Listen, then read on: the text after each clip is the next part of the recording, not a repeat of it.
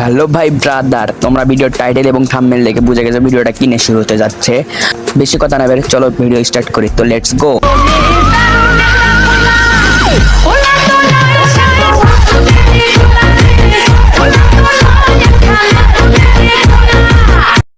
আমরা সকলেই জানি টিকটকার জুমা গেমিং অডিয়েন্সকে ফানি ভিডিওর মাধ্যমে অনেক বিনোদন দিয়েছে। তো টিকটকে সে কিছুদিন আগে একটা ভিডিও পোস্ট করছে, তার মাধ্যমে সে বলছে যে তাকে কেউ নাকি গালিগালাজের মাধ্যমে রোস্ট করতেছে। তো সে টিকটকে কি বলে দেখেন।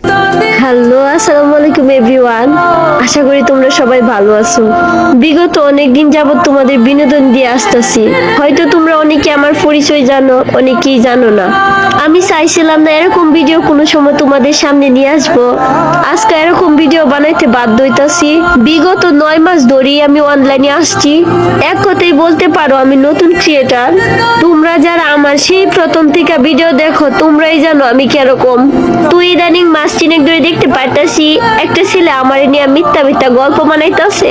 অনেকেই দেখতে পারতাছি এই বিষয়ে আমার বাজে বাজে কমেন্ট করতেছ। তো তোমরা হয়তো অনেকেই জানো না। তো আজকে তোমাদের সব ক্লিয়ার করার জন্য আমি এই ভিডিওটা বানাইতাছি।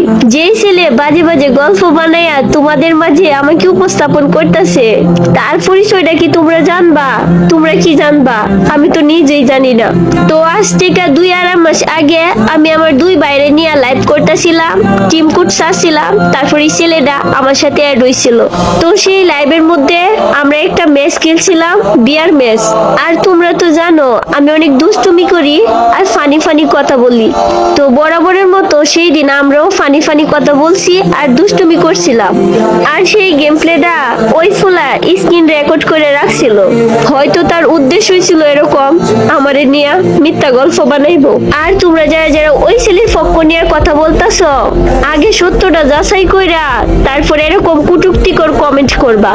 আর শুনো ভাইয়েরা, আমি না তোমাদের মতো বাফের হোটেলও খাই না, কারণ আমার বাফের হোটেল নাই, ভাইয়ের হোটেলও খাই। ঠিক আছে, তোমাদের তো বাপ আছে, তো বাফের হোটেলও ভাত খাওয়া তো খুবই সহজ। একবার বাপ মরলে ভাইয়ের হোটেলও ভাত খাইতে যাইও, দেখো কতটা কষ্ট। বাবা ছাড়া এতিম মাইয়া আমি, আমার নামে যেন মিথ্যা গল্প বানাইছো। আল্লাহ ছাড় দে, কোনো সময় সাইডে দিত না।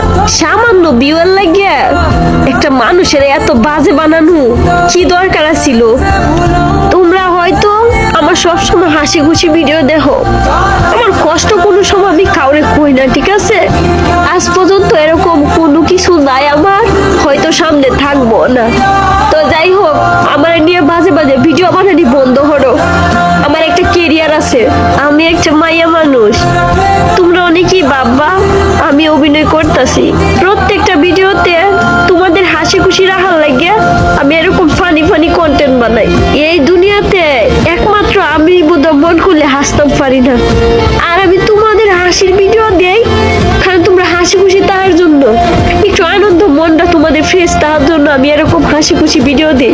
আর দিন শেষে তোমরাই আমার এরকম বাজে বাজে কমেন্ট করো। আচ্ছা, তোমরা যেন এই ছেলের সাপোর্ট করতেছো, আর এই লাইভের ভিডিও ছাড়া এই ছেলের সাথে আর কোনো ভিডিও তোমরা কি দেখতে পারছো? আর তোমরা আমার প্রত্যেকটা ভিডিও চেক করো, ভিডিও চেক করে তোমরা দেখো আমার নি কারোর সাথে এফআইআর আছে। আমরা মাইয়া মানুষ দেখা কোনো জায়গার মধ্যেই কোনো সঠিক বিচার পাই না। আগে জানতাম মাইয়া মানুষ ওই বুঝি মিথ্যাবাদীও, আর এখন জানি কিছু কিছু ছেলেরা এরকম ভাবে মিথ্যা গল্প বানা যেগুলা মানুষ বিশ্বাস করতেই বাধ্য। তো আপনাদের উদ্দেশ্যে আমার একটা কথা, দয়া করে কেউ বাজে বাজে কমেন্ট করবেন না। যদি আমার ভিডিও ভালো না লাগে আমার আনফলো করে দেন। আমারে ভুল বোঝার মতো কোনো অডিয়েন্সের আমার দরকার নাই। যারা ওই প্রথম থেকে আমারই চিনেন তারা থাকলেই আমার চলবো, আর তারাই জানে আমি কিরকম। আর একমাত্র আমার সৃষ্টিকর্তা আমার আল্লাহ জানে আমি কিরকম। শুনছিলাম বইয়ের পাতায় মানুষ নাকি সৃষ্টির শ্রেষ্ঠ সেরা জীব, আর এখন দেখি সেই মানুষই সৃষ্টির শ্রেষ্ঠ নিকৃষ্ট জীব। তো যাই হোক, সবার উদ্দেশ্যে আমার একটা কথা, আমারে কেউ ভুল বুঝেন না।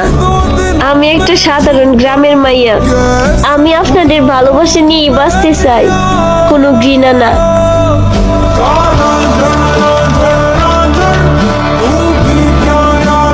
আই হোপ তোমরা বিষয়টা বুঝতে পারছো। তো যে রোস্ট করছে সে কি বলে দেখেন।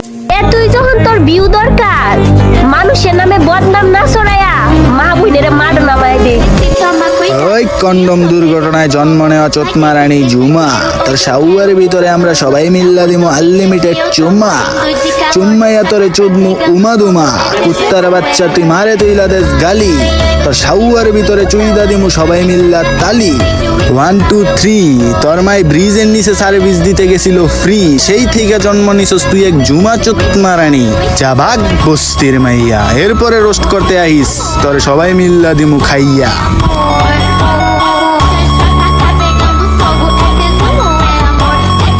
আই হোপ তোমরা বুঝতে পারছো দুজনের মধ্যে কি নিয়ে ঝামেলা চলছিল। তো এই ছিল আজকের ভিডিও।